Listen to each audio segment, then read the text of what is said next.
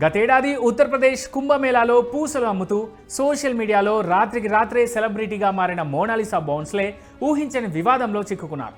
తన ప్రియుడితో కలిసి police station మెట్లెక్కిన ఈ అందాల సుందరి తమ ప్రాణాలకు ముప్పు ఉందని పోలీసులను వేడుకోవడం అందరినీ షాక్కు గురిచేసింది. ప్రేమ వ్యవహారం కారణంగా కుటుంబ సభ్యుల నుండే తమకు ప్రాణహాని ఉందని, అందుకే రక్షణ కల్పించాలని పోలీసులను ఆశ్రయించడంతో ఈ వార్త కాస్త నెట్టింట వైరల్ అవుతోంది. కుంభమేళాలో పూసలు అమ్ముకుంటూ తన సహజ సిద్ధమైన అందంతో సోషల్ మీడియాను ఊపేసిన మోనాలిసా తాజాగా సినిమా హీరోయిన్గా లక్కీ ఛాన్స్ కొట్టేసింది. ప్రస్తుతం ఈ బ్యూటీ టాలీవుడ్లో ఒక క్రేజీ ప్రాజెక్ట్తో తెలుగు ప్రేక్షకులను అలరించేందుకు సిద్ధమవుతోంది. కేవలం సినిమాలకే పరిమితం కాకుండా ఇన్స్టాగ్రామ్లో రీల్స్ అండ్ భారీ బ్రాండ్ ప్రమోషన్స్ ద్వారా రెండు చేతులా సంపాదిస్తూ సత్తా చాటుతోంది. సోషల్ మీడియా సంచలనం మోనాలిసా వ్యక్తిగత జీవితానికి సంబంధించిన ఓ షాకింగ్ నిజం వెలుగులోకి వచ్చింది.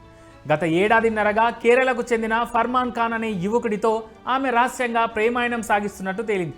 వీరిద్దరికీ ఫేస్బుక్ ద్వారా పరిచయం ఏర్పడగా అది కాస్త గాఢమైన ప్రేమగా మారింది.